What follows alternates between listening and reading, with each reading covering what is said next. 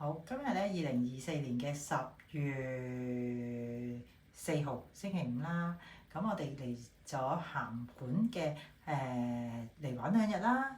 依間咧就係鹹館站前恩特拉酒店，好似係啦嚇。咁樓下都幾靚㗎，樓下咧有個大燈籠啦，跟住有個有好多商店嘅橫丁咁樣啦，跟住就上咗我哋依間咁嘅酒店房啦。我哋今日就住8樓8120，係啦。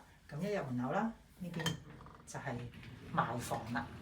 好啦，茅房都係正正常常嘅廁所啦，都幾大下嘅其實，係啦。咁廁所呢邊啦，呢邊洗手盆，係啦，呢邊有浴室就有浴缸嘅，係啦，正正常常都好大下其實真係，係啦。好啦，咁入翻嚟呢邊啦，我哋今日咧呢度咧就係一個擠衫擠鞋嘅地方啦。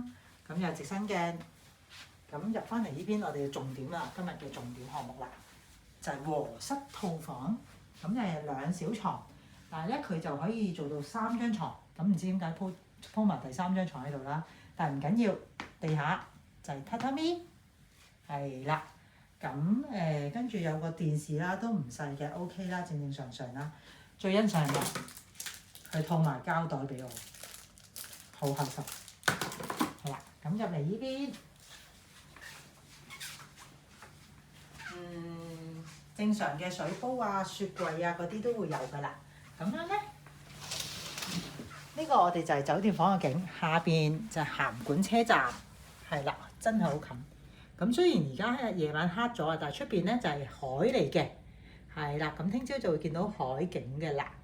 咁同埋咧，我哋咧係訂咗早餐㗎，係啦。咁聽日咧就落去食早餐，我比較期待早餐魚生飯。